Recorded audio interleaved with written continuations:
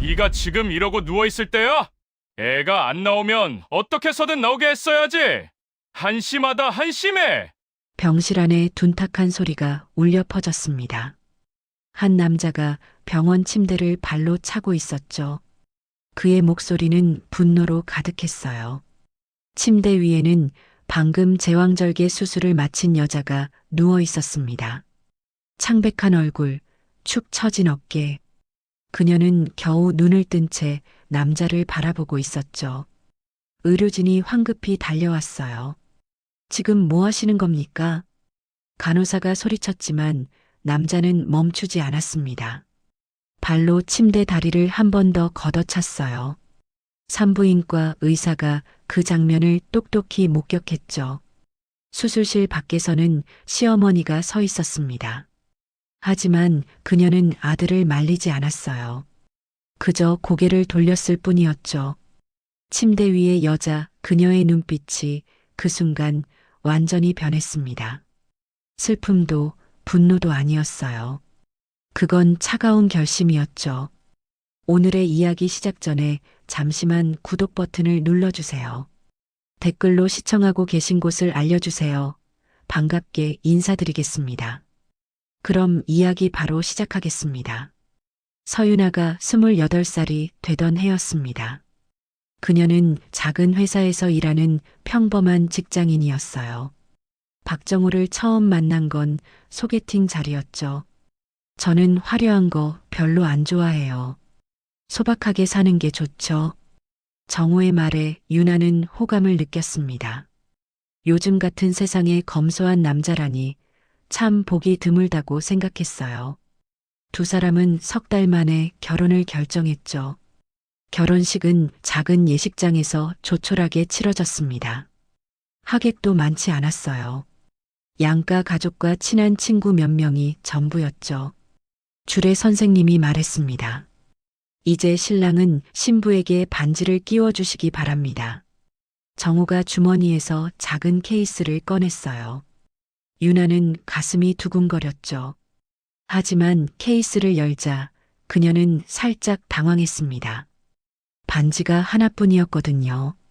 그것도 아주 얇은 은 실반지였어요. 이거면 충분해. 사치 안 해도 돼. 우리 둘이 잘 살면 되잖아. 정우가 웃으며 말했습니다. 유나는 고개를 끄덕였어요. 그래, 반지가 뭐 그리 중요해. 마음이 중요하지. 그녀는 스스로를 납득시켰죠.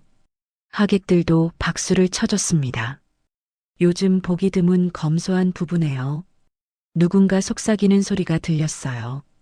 유나는 그 말에 뿌듯함까지 느꼈죠. 결혼식이 끝나고 신혼집으로 향했습니다. 작은 투룸 빌라였어요. 여기서 우리 알콩달콩 살자. 정우가 말했죠. 유나는 행복했습니다. 하지만 그 행복은 오래가지 못했어요. 신혼 첫날 밤이었죠. 유나가 화장실을 다녀온 뒤였습니다. 물 한 번 내리는데 얼마나 드는지 알아? 정우가 갑자기 말했어요. 응? 그게 무슨... 수도세가 장난 아니거든. 한 번에 몇십 원씩 나가. 정우의 목소리에는 진지함이 묻어났죠. 유나는 어이가 없었지만 웃어넘겼습니다. 첫날이니까 긴장해서 그런가 보다. 다음 날 아침이었어요. 유나가 거실 불을 켜놓고 주방에 갔다가 돌아왔습니다. 불 왜 켜놨어? 정우가 짜증 섞인 목소리로 물었죠. 잠깐 나갔다 온 건데. 잠깐이라도 안 돼. 전기세 나온다고. 그는 불을 껐어요. 유나는 말문이 막혔습니다. 이 정도면 좀 심한 거 아닌가? 하지만 곧 생각을 고쳐먹었어요. 아니야, 신혼이니까 집안 살림에 신경 쓰는 거겠지. 책임감 있는 거야. 저녁에는 샤워 시간이 문제였습니다. 유나가 샤워를 하고 있는데 화장실 문을 두드리는 소리가 들렸어요. 물 너무 오래 틀지 마. 정우의 목소리였죠. 유나는 황급히 샤워를 마쳤습니다. 나와서 머리를 말리려고 드라이기를 켰어요. 드라이기도 전기 많이 먹어. 자연 건조 안 돼? 정우가 거실에서 소리쳤죠. 유나는 드라이기를 껐습니다. 머리를 축축한 채로 두고 잠자리에 들었어요. 다 우리를 위해서겠지. 그녀는 스스로에게 되뇌었습니다. 일주일이 지났어요. 유나는 퇴근 후 집에 돌아왔습니다. 현관문을 열자마자 정우가 다가왔어요. 손에는 계산기를 들고 있었죠. 이번 달 전기세 나왔어. 지난달보다 1,000원 올랐네. 1,000원이요? 1,000원도 돈이야. 어디서 새는지 체크해야 해. 정우는 진지했어요. 유나는 한숨을 삼켰습니다. 그날 밤 에어컨을 켜고 싶었어요. 여름이었고 날씨가 무척 더웠거든요. 에어컨은 안 돼. 전기 괴물이야. 정우가 단호하게 말했습니다. 그럼 선풍기라도. 선풍기도 약하게. 1시간에 몇 원씩 나간다고. 유나는 땀을 흘리며 잠들었어요. 이불을 걷어차고 뒤척이며 간신히 잠에 들었죠. 이게 정상인가? 가끔 의문이 들었습니다. 하지만 곧 그 생각을 떨쳐냈어요. 아니야, 정우는 우리 미래를 생각하는 거야. 돈을 아껴야 나중에 집도 사고에도 키우지. 유나는 자신을 설득했습니다. 며칠이 지나면서 정우의 통제는 더 심해졌어요. 냉장고 문을 오래 열어두면 안 된다고 했죠. 냉기 다 나간다. 빨리빨리 꺼내. 음식을 남기면 안 된다고도 했습니다. 음식물 쓰레기 봉투도 돈이야. 유나는 배가 불러도 억지로 다 먹었어요. TV도 마음대로 볼 수 없었습니다. TV 1시간 보면 전기세 얼마 나오는 줄 알아? 정우는 항상 계산기를 두드렸어요. 유나는 점점 숨이 막혔죠. 폭력은 없었습니다. 정우는 손찌검을 한 적이 없었어요. 하지만 그의 말 한마디 한마디가 유나를 올감했습니다. 이게 사랑일까? 가끔 그런 생각이 들었어요. 하지만 유나는 애써 외면했습니다. 아니야, 이건 책임감이야. 정우는 나를 생각해서 그러는 거야. 그렇게 스스로를 속이며 살았어요. 그때는 몰랐습니다. 이건 시작에 불과하다는 걸. 진짜 지옥은 아직 오지도 않았다는 걸. 유나는 그저 손가락에 낀 얇은 은실반지만 바라보며 스스로를 달랬습니다. 우리는 사랑하니까. 이 반지가 그 증거야. 하지만 그 반지는 사랑의 증표가 아니었어요. 그건 통제의 시작이었습니다. 그리고 유나는 아직 그 사실을 깨닫지 못하고 있었죠. 결혼한 지 6달이 지났을 때였습니다. 유나는 임신 소식을 알게 됐어요. 2줄이 선명하게 나타난 임신 테스트기를 보며 가슴이 뛰었죠. 드디어 엄마가 되는구나. 그녀는 설레는 마음으로 정우에게 말했습니다. 여보, 나 임신했어. 정우의 첫 반응은 의외였어요. 병원비 얼마나 나오려나. 축하도 기쁨도 아니었죠. 유나는 씁쓸하게 웃었습니다. 그래도 아빠가 될 사람인데 긴장돼서 그런 거겠지. 임신 초기는 괜찮았어요. 하지만 배가 불러오면서 문제가 시작됐죠. 산부인과 정기 검진 날이었습니다. 다음 주에 또 와야 돼? 정우가 진료 예약서를 보며 인상을 찌푸렸어요. 1달에 1번씩 검사하래. 그게 꼭 필요해? 병원비만 나가네. 유나는 할 말을 잃었죠. 약국에서 임산부 영양제를 집었을 때였습니다. 정우가 가격표를 확인했어요. 이거 왜 이렇게 비싸? 임산부 전용이라서. 일반 종합 비타민이랑 똑같은 거 아니야. 이걸로 사. 정우는 절반 가격짜리를 집어들었습니다. 유나는 입을 다물었어요. 아기한테 좋은 걸 먹고 싶은데. 임신 5개월째였습니다. 정우의 말투가 달라지기 시작했어요. 왜 이렇게 먹어? 살찌면 나중에 빼기 힘들다고. 산부인과에서 영양 섭취하래서. 병원에서 뭘 안다고. 적당히 먹으면 돼. 유나는 입맛이 없었지만 억지로 먹었습니다. 아기를 위해서였죠. 어느 날 밤이었어요. 유나가 화장실에서 나오는데 정우가 벽을 주먹으로 쳤습니다. 쾅! 왜 그래? 유나가 놀라서 물었죠. 아무것도 아니야. 정우는 퉁명스럽게 대답하고 방으로 들어갔어요. 문을 세게 닫는 소리가 집안을 울렸습니다. 유나는 가슴이 철렁 내려앉았어요. 임신 7개월이 됐을 때였습니다. 정우가 노트북을 들고 유나 앞에 앉았어요. 자연분만이랑 제왕절개 비용 찾아봤어. 응? 자연분만이 100만 원 정도 싸더라. 제왕절개는 200만 원 넘게 나와. 유나는 어이가 없었습니다. 그건 상황 봐야 하는 거 아니야? 뭘 봐. 자연분만이 원래 정상이잖아. 의사 선생님 말씀 들어봐야. 의사들은 돈 받으려고 수술하고 싶어 하는 거야. 정우는 단호했어요. 유나는 할 말을 잃었죠. 애한테도 자연분만이 좋대. 그게 자연스러운 거라고. 정우가 덧붙였습니다. 유나는 고개를 끄덕일 수밖에 없었어요. 아기한테 좋다면 출산 예정일이 일주일 앞으로 다가왔습니다. 유나는 배가 당기고 허리가 아팠어요. 집안을 천천히 걸으며 진통을 기다렸죠. 그날 새벽 4시였습니다. 유나는 배를 움켜쥐었어요. 진통이 시작된 거였죠. 여보. 그녀가 정우를 깨웠습니다. 정우는 눈을 비비며 일어났어요. 진통아?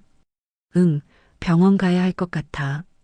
유나는 진통 사이사이 숨을 몰아쉬었습니다. 정우가 옷을 입으며 말했어요. 택시 부를까? 응, 빨리. 근데 밤 할증 장난 아니거든. 유나는 귀를 의심했습니다. 지금 그게 중요해? 버스 타면 되잖아. 조금만 참아. 버스? 지금 새벽인데 버스가 어딨어. 첫 차고 놔. 1시간만 기다리면 돼. 정우는 이미 마음을 정한 듯 했어요. 유나는 믿을 수가 없었죠. 하지만 진통이 심해져서 말다툼할 힘도 없었습니다. 새벽 5시 두 사람은 버스 정류장에 나왔어요. 유나는 배를 부여잡고 정류장 의자에 앉았죠. 진통이 올 때마다 신음이 흘러나왔습니다. 정우는 옆에 서서 핸드폰만 보고 있었어요. 언제 와? 유나가 힘겹게 물었습니다. 10분 뒤래. 10분이 1년처럼 길었어요. 버스가 도착했을 때 유나는 거의 기어서 올라탔습니다. 버스 안 사람들이 놀란 눈으로 쳐다봤죠. 저기 산모분이신데 괜찮으세요? 기사님이 걱정스럽게 물었어요. 괜찮습니다. 병원 가는 중이에요. 정우가 대답했습니다. 유나는 좌석에 앉아 진통을 견뎠어요. 버스가 흔들릴 때마다 배가 더 아팠죠. 다른 승객들이 수군거렸습니다. 택시 타시지 왜 버스를? 저 정도면 위험한 거 아니에요? 유나는 수치심과 고통이 동시에 밀려왔어요. 정우는 무표정하게 창밖만 바라봤습니다. 버스는 신호에 걸리고 정류장마다 섰죠. 시간은 너무 느리게 흘렀어요. 1시간이 지났습니다. 유나는 온몸이 땀으로 젖어 있었어요. 진통 간격은 점점 짧아졌죠. 여보, 나 못 참겠어. 거의 다 왔어. 조금만. 정우의 목소리는 차가웠습니다. 1시간 30분이 지나서야 병원에 도착했어요. 유나는 비틀거리며 버스에서 내렸습니다. 응급실 입구까지 걸어가는 것조차 힘들었죠. 간호사들이 황급히 달려왔어요. 지금 진통 중이세요? 네, 1시간 반 전부터. 유나는 고개를 숙였습니다. 부끄러웠죠. 휠체어에 앉아 분만실로 향하면서도 눈물이 났어요. 이게 맞는 걸까? 그때는 몰랐습니다. 이건 시작일 뿐이라는 걸. 더 큰 악몽이 기다리고 있다는 걸. 분만실 문이 닫혔습니다. 유나는 침대에 누워 천장을 바라봤어요. 형광등 불빛이 눈에 들어왔죠. 간호사가 다가와 말했습니다. 힘내세요. 곧 아기 만날 수 있어요. 유나는 고개를 끄덕였어요. 하지만 마음 한편은 불안했죠. 자연분만 잘 될까? 의사 선생님이 들어왔습니다. 김도연이라는 이름표가 달려 있었어요. 산모분, 자궁이 아직 덜 열렸네요. 유도분만 시작하겠습니다. 유도분만이요? 진통 촉진제를 투여해서 출산을 돕는 거예요. 유나는 긴장했습니다. 정호는 분만실 밖 의자에 앉아 있었어요. 핸드폰 게임을 하고 있었죠. 오전 8시였습니다. 유도분만이 시작됐어요. 으윽, 진통이 몰려왔습니다. 처음에는 참을만 했어요. 하지만 점점 강해졌죠. 아, 유나는 침대 난간을 움켜쥐었습니다. 간호사가 등을 쓰다듬어 줬어요. 호흡 크게 하세요. 후. 유나는 숨을 몰아쉬었죠. 온몸이 땀으로 젖어갔습니다. 10시가 됐어요. 2시간이 지났습니다. 자궁구 얼마나 열렸어요? 유나가 힘겹게 물었어요. 간호사가 확인하고 대답했습니다. 아직 4cm예요. 4cm요? 10까지 가야 하는 거 아니에요? 천천히 열리고 있어요. 조금만 더 힘내세요. 유나는 절망감이 밀려왔어요. 고작 2시간에 4cm라니. 정오가 지났습니다. 4시간째였어요. 유나는 이제 비명을 지르고 있었습니다. 으악, 못하겠어요. 조금만 참으세요. 거의 다 왔어요. 간호사의 말은 위로가 되지 않았어요. 몸은 한계에 다다르고 있었죠. 머리카락은 땀에 젖어 얼굴에 달라붙었습니다. 입술은 바짝 말라 갈라졌어요.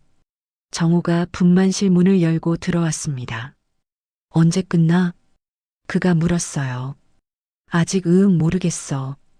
유나는 대답할 힘도 없었죠. 점심때 됐는데 밥 먹으러 나갔다 와도 돼? 정호의 질문에 간호사가 눈을 크게 떴습니다. 유나는 대답하지 못했어요. 진통이 또 밀려왔거든요. 정호는 알아서 나갔습니다. 오후 2시였어요. 6시간째였습니다. 선생님, 자궁구 몇 센티미터예요? 7이요. 겨우 7이었어요. 유나는 울고 싶었습니다. 3cm 더 열려야 하는데 몸은 이미 기진맥진했죠. 다리는 떨리고 손은 힘이 없었습니다. 오후 5시가 됐어요. 9시간째였습니다. 김도연 의사가 다시 들어왔어요. 산모님 힘들죠? 조금만 더 버티세요. 선생님 제발 수술로 하면 안 될까요? 유나가 애원했습니다. 자궁이 9cm까지 열렸어요. 거의 다 왔으니까 조금만 더 힘내봐요. 의사는 격려했지만 유나는 한계였어요. 저녁 8시였습니다. 12시간이 지났어요. 유나는 더 이상 비명조차 지를 수 없었습니다. 신음만 흘러나왔죠. 의식이 몽롱해졌어요. 천장의 불빛이 흐릿하게 보였습니다. 간호사가 이마에 젖은 수건을 올려줬어요. 산모님, 정신 차리세요. 하지만 유나는 눈을 감았습니다. 이러다 죽는 건 아닐까? 밤 11시였어요. 15시간째였습니다. 김도연 의사가 심각한 표정으로 들어왔어요. 태아 심박 모니터를 확인했죠. 그의 표정이 굳어졌습니다. 아기 심박이 조금 불안정하네요. 간호사가 모니터를 가리켰어요. 여기 보세요. 패턴이 불규칙해요. 유나는 눈을 떴습니다. 뭐라고요? 아직 괜찮아요. 지켜보고 있을게요. 의사는 안심시켰지만 목소리에는 긴장이 묻어났어요. 자정이 지났습니다. 16시간째였어요. 유나는 반쯤 정신을 잃은 상태였습니다. 신음만 가까스로 내고 있었죠.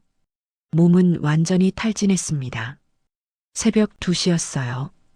18시간째였습니다. 삐삐삐삐.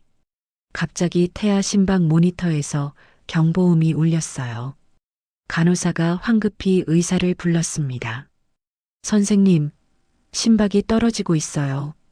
김도연 의사가 달려왔어요. 모니터를 보더니 얼굴이 창백해졌습니다. 심박수 분당 70까지 떨어졌어요. 산모님, 산모님. 의사가 유나를 흔들었어요. 하지만 유나는 제대로 반응하지 못했습니다. 새벽 3시였습니다. 19시간째였어요. 김도연 의사가 단호하게 말했습니다. 지금 당장 수술해야 합니다. 더 늦으면 위험합니다. 간호사가 정우를 불렀어요. 정우가 졸린 눈으로 분만실에 들어왔습니다. 왜요? 제왕절개 수술 동의서에 서명하셔야 해요. 간호사가 서류를 내밀었어요. 수술이요? 자연분만으로 하기로 했잖아요. 정우가 인상을 찌푸렸습니다. 김도연 의사가 끼어들었어요. 아기 심박이 위험 수준입니다. 지금 안 하면 정말 큰일 납니다. 그래도 보호자분, 의사의 목소리가 커졌습니다. 산모와 아기 둘 다 위험한 상황이에요. 지금 결정하셔야 합니다. 정우는 마지못해 서명했어요. 수술비는 지금 그게 중요합니까? 간호사가 소리쳤죠. 유나는 수술실로 옮겨졌습니다. 차갑고 밝은 불빛 아래였어요. 마취 주사가 들어갔습니다. 산모님, 곧 끝나요. 조금만 참아요. 의사의 목소리가 들렸어요. 유나는 눈을 감았습니다.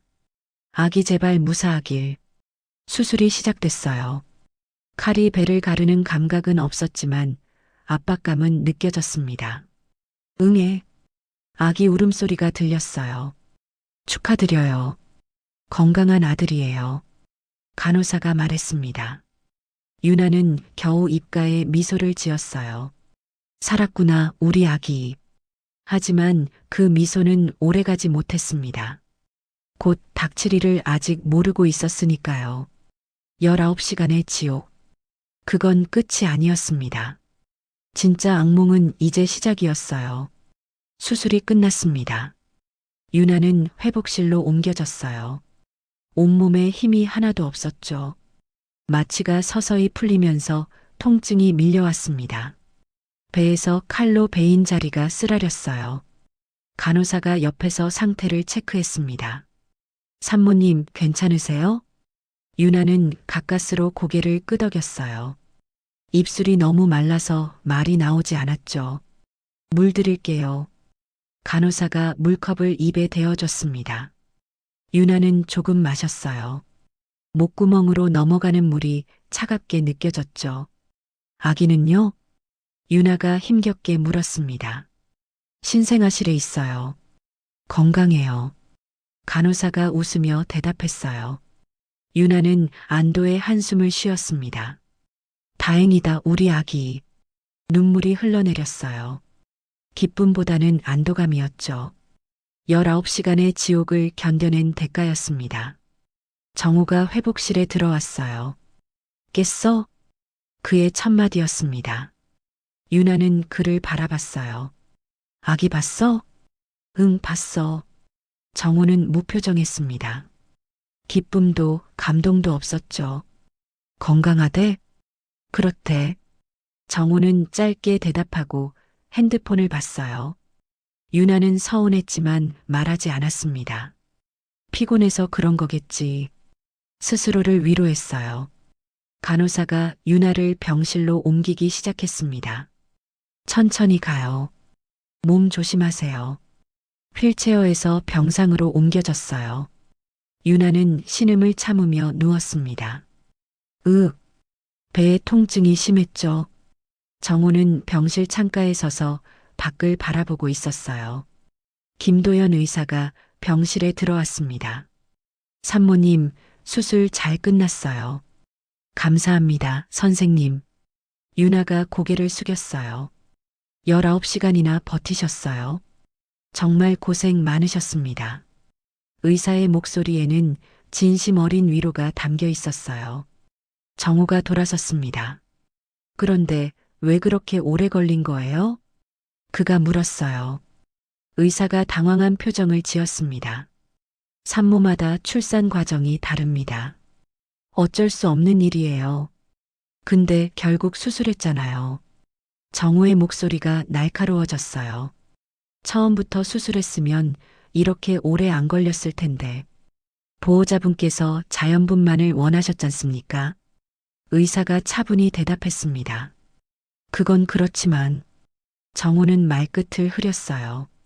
뭔가 불만이 가득한 표정이었죠. 의사는 더 이상 대꾸하지 않고 나갔습니다. 병실에는 유나와 정우만 남았어요. 정우가 침대 옆으로 왔습니다. 수술비 얼마 나왔대? 몰라, 아직 안 물어봤어. 유나가 힘없이 대답했어요. 100만 원은 더 나올 거야. 자연분만으로 했으면 안 그랬을 텐데. 정우는 중얼거렸습니다. 유나는 아무 말도 하지 못했어요. 내 잘못이라는 거야? 가슴이 답답했죠. 시간이 흘렀습니다. 유나는 잠깐 눈을 붙였어요. 너무 피곤했거든요. 얼마나 잤을까요? 유나는 겨우 눈을 떴습니다. 시야가 흐릿했어요. 천장이 빙글빙글 돌았죠. 신음이 흘러나왔습니다. 정우가 침대 옆에 서 있었어요. 그의 얼굴은 일그러져 있었습니다. 애가 안 나오면 어떻게 해서든 나오게 했어야지. 갑자기 정우가 소리쳤어요. 유나는 깜짝 놀랐습니다. 뭐라고? 19시간이나 질질 끌어서 결국 수술이나 하고. 정우의 목소리는 분노로 가득했어요. 그게 내가 어떻게 해? 유나가 변명하려 했습니다. 하지만 정우는 듣지 않았어요. 꽝! 그가 침대 다리를 발로 찼습니다. 침대 전체가 흔들렸어요. 유나는 배를 움켜쥐었죠. 수술 부위가 욱신거렸습니다. 처음부터 빨리빨리 했어야지. 정우가 또 침대를 찼어요. 꽝! 두 번째 발길질이었습니다. 간호사가 황급히 달려왔어요. 지금 뭐 하시는 겁니까? 그녀가 소리쳤습니다. 정우는 멈추지 않았어요. 당신이 뭔데? 그는 오히려 화를 냈습니다. 김도연 의사가 뛰어들어왔어요. 보호자분, 진정하세요. 의사가 정우를 막아섰습니다. 비키세요. 정우가 소리쳤어요. 그의 눈은 충혈돼 있었죠. 간호사가 유나에게 다가왔습니다. 산모님, 괜찮으세요? 유나는 대답하지 못했어요. 그저 침대를 움켜쥔 채 정우를 바라보고 있었죠. 그 순간이었습니다. 유나의 눈빛이 완전히 변했어요. 슬픔도 놀람도 아니었습니다. 그건 차가운 결심이었죠. 이 사람과는 더 이상 못 살아. 마음속 깊은 곳에서 무언가 끊어지는 소리가 들렸어요. 정우는 여전히 소리치고 있었습니다. 내가 낸 돈이 얼만데? 의사가 단호하게 말했어요. 지금 당장 나가시지 않으면 보안팀을 부르겠습니다. 정우는 이를 갈았습니다. 하지만 결국 병실을 나갔어요. 문을 쾅 닫는 소리가 복도에 울렸죠. 간호사가 유나의 손을 잡았습니다. 산모님 많이 놀라셨죠? 유나는 고개를 끄덕였어요. 눈물이 주르륵 흘러내렸습니다. 김도연 의사가 진지한 표정으로 말했어요. 방금 상황 제가 다 봤습니다. 기록으로 남겨두겠습니다. 네, 나중에 필요하실 수도 있으니까요. 의사의 말에는 깊은 뜻이 담겨 있었어요. 유나는 그제야 이해했습니다. 증거 남겨주시겠다는 거구나. 간호사도 고개를 끄덕였어요. 저도 목격했어요. 걱정 마세요. 유나는 감사했지만 동시에 부끄러웠습니다. 이런 꼴을 보이다니. 하지만 한편으로는 다행이었어요. 누군가 자신의 편이 되어준다는 게. 의사와 간호사가 나간 뒤였습니다. 유나는 혼자 남았어요. 병실은 조용했죠. 아기 울음소리가 멀리서 들려왔습니다. 우리 아기. 유나는 손가락에 은 실반지를 내려다봤어요. 그 반지가 이제는 족쇄처럼 느껴졌습니다. 이혼해야 해. 처음으로 그 단어가 머릿속에 떠올랐어요. 두렵지만 더 이상 참을 수 없었습니다. 19시간의 고통, 수술대 위의 공포, 그리고 지금 이 폭력. 유나는 모든 걸 견뎌냈어요. 하지만 이제는 끝이었습니다. 마음속 어딘가에서 작은 목소리가 들렸어요. 이제 그만. 너 자신을 지켜. 유나는 천천히 눈을 감았습니다. 내일부터는 달라질 거예요. 더 이상 속지 않을 거예요. 이 결심만은 절대 꺾이지 않을 것입니다. 퇴원 날이었습니다. 유나는 아기를 안고 집으로 돌아왔어요. 작은 투룸 빌라. 예전에는 따뜻하게 느껴졌던 집이었죠. 하지만 이제는 감옥 같았습니다. 정호는 아기를 쳐다보지도 않았어요. 기저귀값 한 달에 얼마나 나가려나. 그의 첫마디였습니다. 유나는 아무 대꾸도 하지 않았어요. 이틀이 지났습니다. 유나는 결심을 굳혔죠. 저녁 식사 후였습니다. 우리 이혼해요. 유나가 조용히 말했어요. 정호는 TV를 보다가 고개를 돌렸습니다. 뭐? 이혼하자고요. 유나의 목소리는 떨리지 않았어요. 정호는 웃음을 터뜨렸습니다. 갑자기 무슨 소리야? 갑자기가 아니에요. 더 이상 못 살겠어요.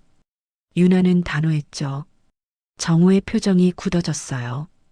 이혼? 위자료는 못 줘. 그렇게 해. 그가 비웃듯 말했습니다. 위자료 필요 없어요. 그냥 갈라서요. 애는 제가 키울게요. 유나의 대답에 정호가 코웃음을 쳤어요. 내가 애를 어떻게 키워? 돈도 없으면서. 그건 제가 알아서 할 일이에요. 정호는 자리에서 벌떡 일어났습니다. 진짜 미쳤네. 애 낳더니 정신이 나갔어? 그의 목소리가 커졌어요. 유나는 아기를 꼭 안았습니다. 욕하지 마세요. 욕? 이게 욕이야? 정호가 탁자 위에 리모컨을 집어던졌어요. 퍽! 리모컨이 벽에 부딪혀 떨어졌습니다. 배터리가 튀어나왔죠. 당신 지금 뭐 하는 거예요? 유나가 소리쳤어요. 닥쳐. 정호가 소파 쿠션을 바닥에 내팽개쳤습니다. 내가 얼마나 참았는데. 그는 거실을 휘저으며 물건들을 집어던졌어요. 유나는 아기를 안고 방으로 피했습니다. 문을 잠그고 등을 기댔죠. 밖에서는 여전히 요란한 소리가 들렸어요. 쾅! 탁! 한참을 그러다 조용해졌습니다. 유나는 숨을 고르며 아기를 달랬어요. 괜찮아, 괜찮아. 아기는 울지 않았습니다.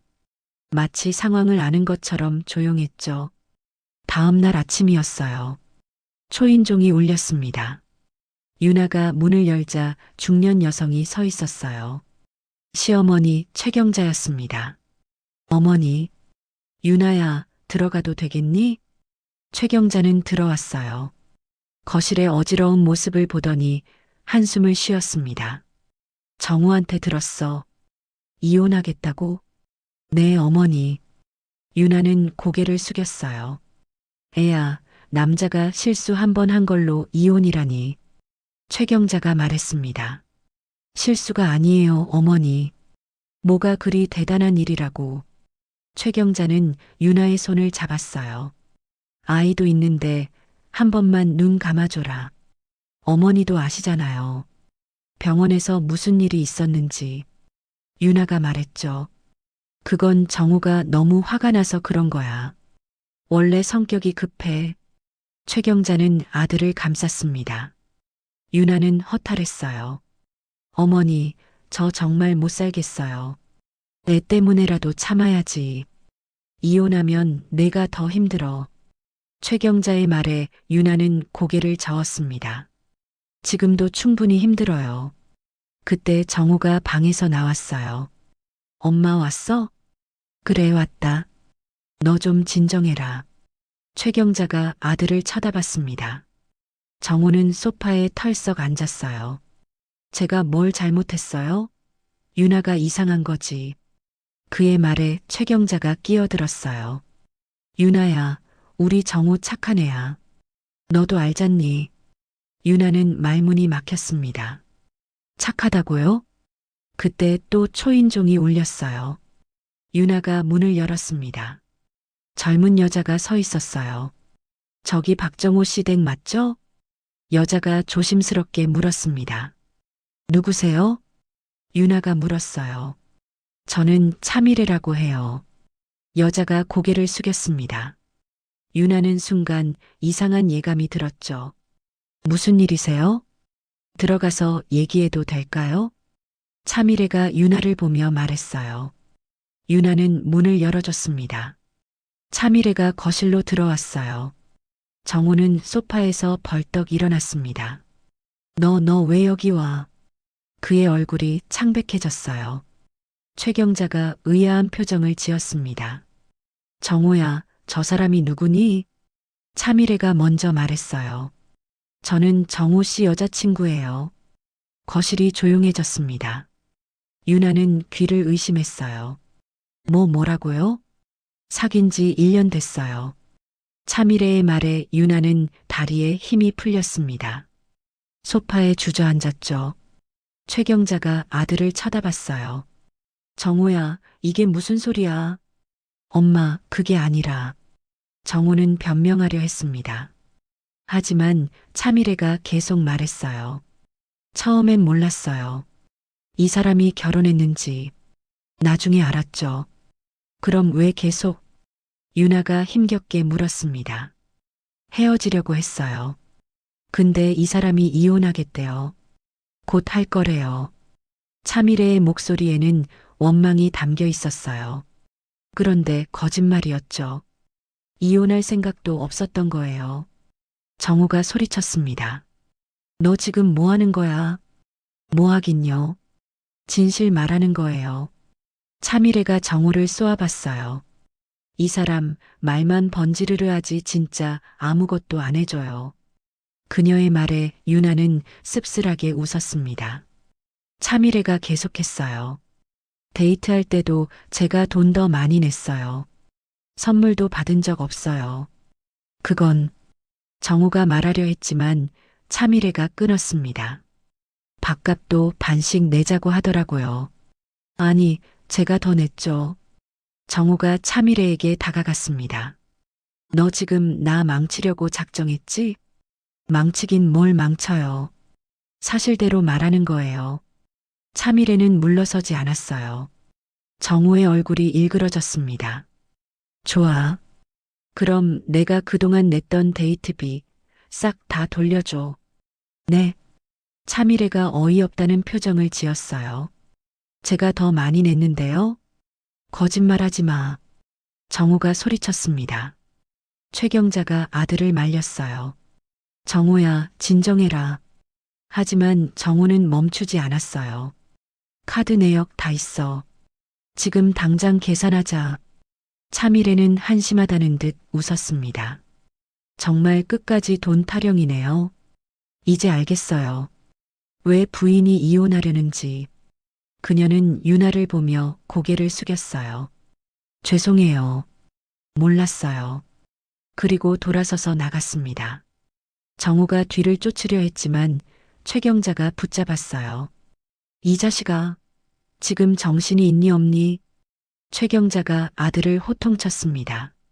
정호는 그 자리에 주저앉았어요. 머리를 감싸쥐었죠. 유나는 모든 걸 지켜봤습니다. 차갑게 식어버린 마음으로. 이제 끝이야. 그날 이후 박정호의 삶은 급격히 무너지기 시작했습니다. 유나는 더 이상 뒤돌아보지 않았어요. 앞만 보고 나아갈 것입니다. 혼자서라도 아이와 함께라도. 이제 새로운 시작이었어요. 이혼 절차는 생각보다 빨리 끝났습니다. 정호는 위자료도 양육비도 주지 않았어요. 내가 왜 돈을 줘야 해? 내가 이혼하자고 했잖아. 그의 마지막 말이었죠. 유나는 아무것도 요구하지 않았습니다. 그저 멀리 떨어지고 싶었어요. 작은 원룸으로 이사했습니다. 아기와 단둘이였어요. 월세는 50만 원. 유나는 회사에 복직했죠. 하지만 육아와 일을 병행하기란 쉽지 않았습니다. 으앙, 으앙. 밤마다 아기는 울었어요. 유나는 잠을 제대로 잘 수 없었죠.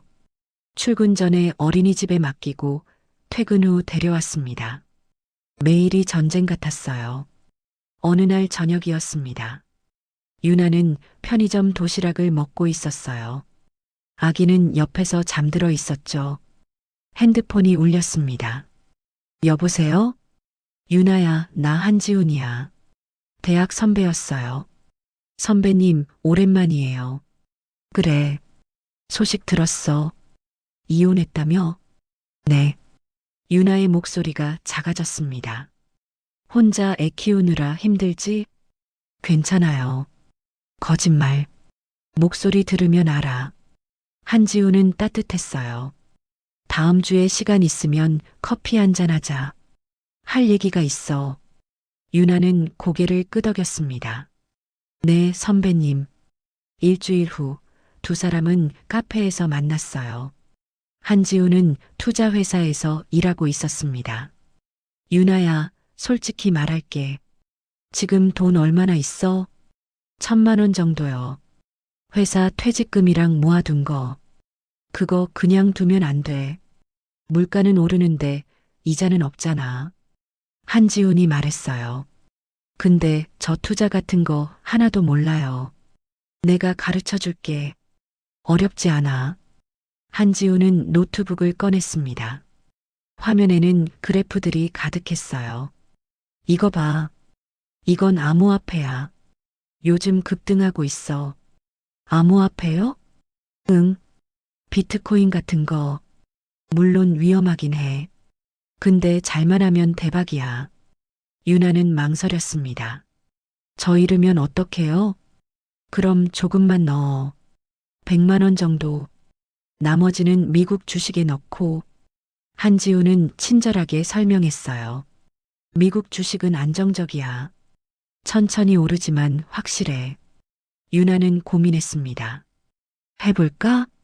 결국 결정했어요. 선배님 가르쳐 주세요. 한지우는 웃었습니다. 좋아. 후회 안 할 거야. 그날부터 유나는 공부를 시작했어요. 퇴근 후 아기를 재운 뒤 컴퓨터 앞에 앉았습니다. 투자 관련 영상을 보고 기사를 읽었죠. 한지우는 자주 연락해서 조언을 줬어요. 지금 이 코인 괜찮아. 조금 사둬. 이 주식은 장기로 가져가. 유나는 하나하나 따라했습니다. 처음 한 달은 아무 변화가 없었어요. 오히려 조금 손해를 봤죠. 역시 안 되나. 하지만 포기하지 않았습니다. 2달째였어요. 암호화폐가 갑자기 급등했습니다. 유나가 산 코인도 올랐어요. 100만 원이 200만 원이 됐죠. 헉! 유나는 눈을 의심했습니다. 한지훈에게 전화했어요. 선배님, 진짜 올랐어요. 그치? 말했잖아. 이제 시작이야. 한지훈은 웃었습니다. 석 달째 미국 주식도 오르기 시작했어요. 유나가 산 기술주들이 계속 올랐습니다. 900만 원이 1,500만 원이 됐죠. 유나는 믿을 수가 없었어요. 이게 진짜야? 6달이 지났습니다. 자산은 3천만 원을 넘었어요. 유나는 조금씩 투자 금액을 늘렸습니다. 한지훈의 조언을 따르며 신중하게 움직였죠. 1년이 지났어요. 자산은 1억 원이 됐습니다.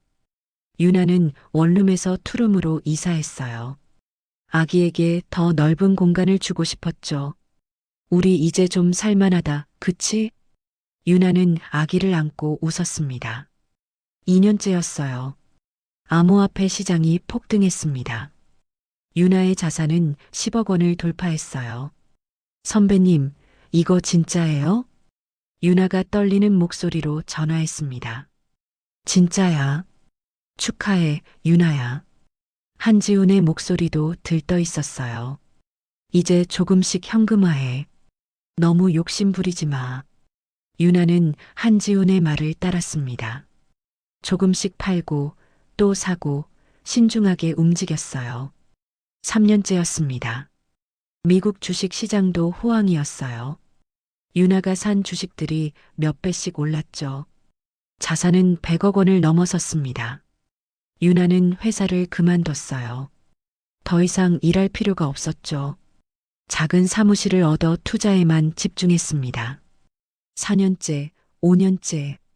유나의 자산은 계속 불어났어요.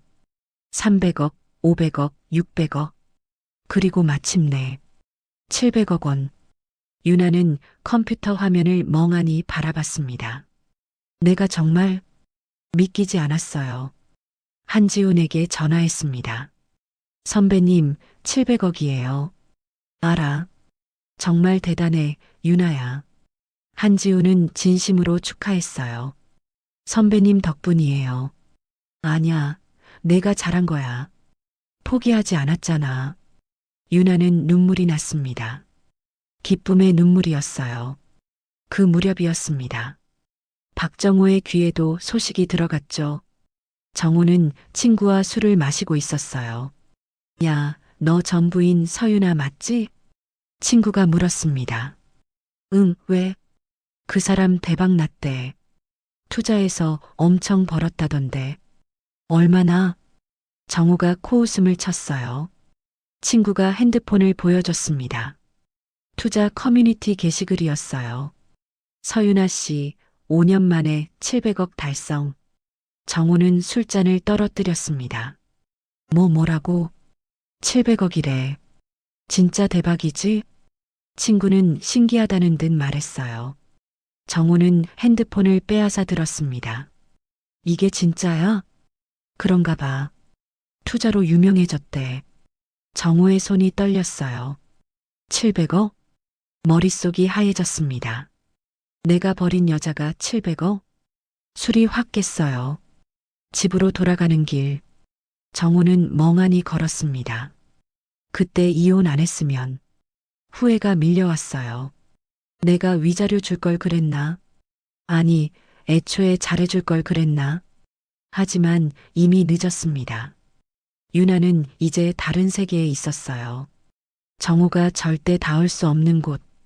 그날 밤 정호는 잠을 이루지 못했습니다. 700억. 그 숫자가 머릿속을 맴돌았죠. 유나는 그 사실을 몰랐어요. 아니, 알아도 상관없었습니다. 이미 완전히 다른 삶을 살고 있었으니까요. 조용하고 평온하고 자유로운 삶. 그게 진짜 승리였습니다. 유나는 강남의 오피스텔로 이사했습니다. 아이는 이제 5살이 됐어요. 행복했습니다. 돈이 많아서가 아니에요. 자유로워서였죠. 어느 토요일 핸드폰이 울렸습니다. 모르는 번호였어요. 여보세요? 유나 씨 저예요. 박정호였습니다. 무슨 일이세요? 만나서 얘기 좀 할 수 있을까요? 할 얘기 없는데요. 제발요. 한 번만요. 정호의 목소리에는 절박함이 묻어 있었어요. 유나는 한숨을 쉬었습니다. 알겠어요. 오후 3시 카페. 정호는 초라한 모습이었어요. 옷은 구겨져 있고 수염도 제대로 안 깎았죠. 왔어요. 유나가 자리에 앉았습니다. 할 말 있으면 빨리 하세요. 정호는 머뭇거렸어요. 저 사업이 안 돼서요. 그게 저랑 무슨 상관이에요? 조금만 도와주면 안 될까요? 돈을. 유나는 어이가 없었습니다. 돈 빌려달라고요? 1억만요. 정호는 애걸했어요. 유나는 냉소를 지었습니다. 이혼할 때 위자료도 안 주셨잖아요. 양육비도 한 푼 안 주셨고요. 정호는 할 말을 잃었어요. 저는 가겠습니다. 유나가 일어났습니다. 다음 날 일요일 초인종이 울렸어요. 인터폰으로 확인하니 정우와 최경자였습니다. 유나는 망설였지만 문을 열었어요. 두 사람이 들어왔습니다. 앉으세요. 유나야, 우리 정우 좀 도와줄 수 없겠니? 최경자가 말했어요. 사업이 망했어. 빚도 많고. 유나는 표정을 바꾸지 않았습니다. 그게 저랑 무슨 상관이에요? 예전에 우리 가족이었잖니. 이혼했잖아요, 어머니. 유나는 단호했어요. 정우가 갑자기 일어섰습니다. 그리고 유나 앞에 무릎을 꿇었어요. 유나 씨 제발요. 유나는 눈을 크게 떴습니다. 내가 잘못했어요. 정말 잘못했어요. 정우의 목소리가 떨렸어요. 이혼만은 철회해줘요. 다시 결혼해줘요. 제발이요. 정우는 고개를 조아렸습니다. 최경자도 거들었어요. 유나야, 정우가 반성하고 있어. 한 번만 봐줘라. 유나는 두 사람을 내려다봤습니다. 저는 다시는 그때로 돌아가고 싶지 않아요. 정우가 애원했어요. 하지만 유나는 고개를 저었습니다. 정우의 얼굴이 일그러졌어요. 분노가 치밀어 올랐죠. 좋아요. 그럼 돈이라도 줘요. 결혼할 때 내가 결혼식 장비 다 내가 내지 않았냐. 정우가 고함쳤습니다. 그게 얼만데 그것도 못 갚아줘요? 유나는 한심하다는 표정을 지었어요. 반지도 사줬고 신혼집 보증금도 냈고. 유나는 말없이 방으로 들어갔습니다. 서랍을 열어 은실 반지를 꺼냈어요. 거실로 돌아와 반지를 바닥에 던졌습니다. 딸그랑 작은 은실 반지가 바닥에 떨어졌어요. 이거 갖고 다시는 나타나지 마. 유나의 목소리는 얼음장처럼 차가웠습니다. 정우는 바닥의 반지를 바라봤어요. 손을 뻗어 주우려다 멈췄습니다. 최경자가 입을 열었어요.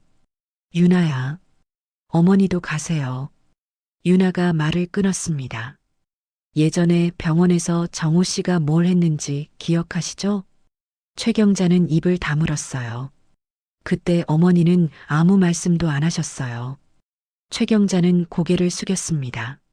아무 반박도 할 수 없었죠. 정우가 벌떡 일어났어요. 좋아요. 당신도 결국 돈 때문에 변한 거잖아. 예전엔 착했는데 이제 돈 생기니까 이렇게 나오는 거지. 유나는 웃었습니다.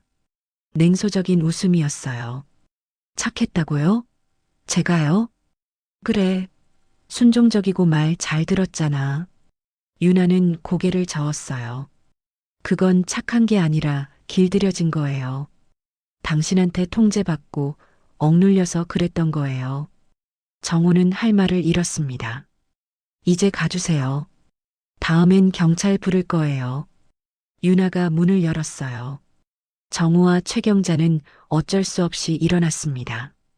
최경자가 바닥에 은실 반지를 주었어요. 유나야, 이거라도. 필요 없어요. 유나는 쳐다보지도 않았습니다. 두 사람은 문 밖으로 나갔어요. 쾅!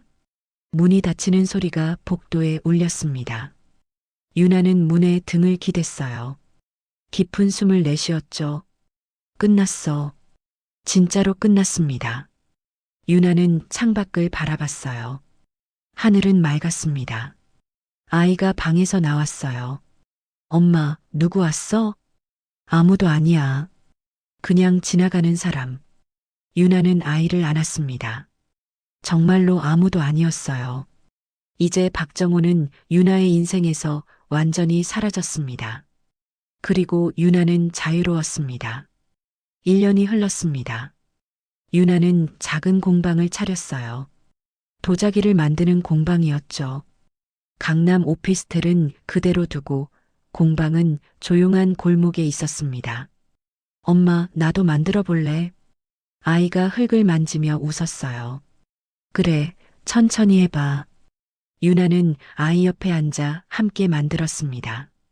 물레가 돌아가고 흙이 모양을 잡아갔죠. 창밖으로는 햇살이 따스하게 들어왔어요. 유나는 이 순간이 좋았습니다. 돈이 많다는 사실보다 이렇게 조용히 살 수 있다는 게 더 소중했죠. 700억. 그 돈은 통장에 그대로 있었어요. 유나는 쓸 일이 별로 없었습니다. 아이 교육비, 생활비, 공방 운영비. 그것만으로도 충분했죠. 화려한 옷도 비싼 차도 필요 없었어요. 그저 평범하게 살고 싶었습니다. 엄마, 이거 봐. 컵 만들었어. 아이가 자랑스럽게 보여줬어요. 유나는 웃으며 머리를 쓰다듬었습니다. 잘 만들었네. 말리고 나서 색칠하자. 응. 아이는 신이 나서 다시 흙을 만졌어요. 유나는 창밖을 바라봤습니다. 거리는 한산했죠. 가끔 사람들이 지나다니고 고양이가 골목을 걸었어요. 평화로웠습니다. 그때였어요. 낯익은 뒷모습이 보였습니다. 박정호였어요. 그는 공방 앞 골목을 천천히 걷고 있었죠. 유나는 눈썹을 찌푸렸습니다. 왜 여기 있지? 정호는 공방 앞에서 멈췄어요. 창문 너머로 안을 들여다보려 했습니다. 하지만 유나는 이미 블라인드를 내려놨죠. 정호는 한참을 서 있다가 천천히 걸어갔어요. 유나는 한숨을 쉬었습니다. 또 왔네. 이번이 처음이 아니었어요. 일주일 전에도 봤고 그 전주에도 봤습니다. 정호는 공방 근처를 맴돌고 있었죠. 하지만 들어오지는 못했어요. 유나가 절대 문을 열어주지 않았으니까요. 며칠 후였습니다. 유나는 아이를 유치원에 데려다주고 공방으로 향했어요. 골목 어귀에서 정호를 또 봤습니다. 그는 담배를 피우며 벽에 기대 서 있었죠. 옷은 여전히 낡았고 얼굴은 수척했어요. 유나는 그를 지나쳐 공방으로 들어갔습니다. 정호가 뒤를 돌아봤어요. 유나 씨, 그가 작게 불렀습니다. 하지만 유나는 대답하지 않았어요. 문을 열고 들어가 잠갔죠. 정호는 그 자리에 서서 공방을 바라봤습니다. 한참을 그러다가 고개를 떨구고 걸어갔어요. 유나는 블라인드 틈으로 그를 봤습니다. 연민도 분노도 느껴지지 않았어요. 그냥 아무 감정이 없었죠. 이제 정말 남이구나. 오후가 됐습니다. 유나는 도자기에 유약을 바르고 있었어요. 섬세하게, 조심스럽게. 이 작업이 좋았습니다. 집중하면 잡념이 사라졌거든요. 창밖에서 또 인기척이 났어요. 유나는 고개를 들지 않았습니다. 정호일 거라는 걸 알았죠. 발소리가 멈췄어요. 정호는 공방 창문 앞에 서 있었습니다. 블라인드 너머로 유나의 실루엣이 보였죠. 그녀는 조용히 일하고 있었어요. 평화로워 보였습니다. 정호는 주먹을 쥐었다 폈어요. 말을 걸고 싶었지만 용기가 나지 않았죠. 저 안에 들어가면. 하지만 들어갈 수 없었습니다. 유나가 경찰을 부를 게 뻔했으니까요. 정호는 그저 바라볼 수밖에 없었어요. 유나는 작업을 마치고 손을 씻었습니다. 거울을 보니 편안한 얼굴이 보였어요. 주름도 생기고 나이도 들었지만 행복해 보였죠. 이게 진짜 내 모습이구나. 유나는 웃었습니다. 예전에는 거울 속 자신이 낯설었어요. 항상 지치고 초라하고 슬픈 얼굴이었죠. 하지만 지금은 달랐습니다. 평온했어요. 유치원에서 연락이 왔습니다. 어머님, 아드님 데리러 오세요. 네, 지금 갈게요. 유나는 공방 문을 잠그고 나왔어요. 골목을 걸어 나가는데 뒤에서 발소리가 들렸습니다. 정호였어요. 그는 몇 미터 뒤에서 유나를 따라오고 있었죠. 유나는 멈추지 않았습니다. 그냥 걸었어요. 정호도 말을 걸지 못했습니다. 그저 뒤에서 따라갈 뿐이었죠. 큰 길에 나오자 유나는 택시를 잡았어요. 차에 타면서 뒤를 돌아봤습니다. 정호는 골목 어귀에 서서 이쪽을 보고 있었어요. 손을 들어 흔들지도 소리치지도 않았습니다. 그냥 서 있을 뿐이었죠. 유나는 창문을 돌렸습니다. 택시가 출발했어요. 정호의 모습이 점점 작아졌습니다. 유나는 앞을 봤어요. 이제 정말 끝이야. 유치원에 도착했습니다. 아이가 뛰어나왔어요. 엄마, 응, 오늘 재미있었어? 응, 친구들이랑 놀았어. 아이는 신나게 떠들었습니다. 유나는 아이 손을 잡고 걸었어요. 햇살이 따뜻했습니다. 바람이 살랑 불었죠. 유나는 웃었어요. 진심으로 행복했습니다. 그날 저녁 유나는 아이와 함께 저녁을 먹었어요. 간단한 식사였지만 맛있었습니다. 엄마, 내일도 공방 갈 거야? 응, 갈 거야. 나도 갈래. 그래, 같이 가자. 아이는 웃었어요. 유나도 웃었습니다. 이 순간이 완벽했어요. 돈도 명예도 복수도 아니었습니다. 그냥 평범한 일상.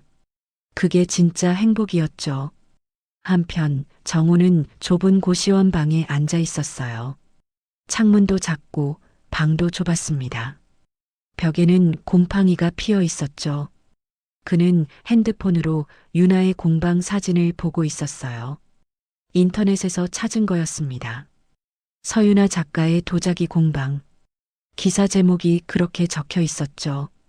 정우는 핸드폰을 던졌습니다. 침대에 드러누웠어요. 천장을 바라봤습니다. 내가 왜 이렇게 됐지? 후회가 밀려왔습니다. 하지만 이미 늦었어요. 유나는 이제 다른 세계에 있었습니다. 정우가 절대 닿을 수 없는 곳. 그는 그저 멀리서 바라볼 수밖에 없었죠. 유나는 창밖의 밤하늘을 봤어요. 별이 반짝이고 있었습니다. 엄마, 저 별 예뻐. 아이가 가리켰어요. 그렇지? 정말 예쁘다. 유나는 아이를 안았습니다. 따뜻했어요. 이 온기가 진짜였습니다. 유나는 이제 과거를 돌아보지 않았어요. 앞만 보고 걸어갈 뿐이었죠. 박정호는 이미 유나의 인생에 없었습니다.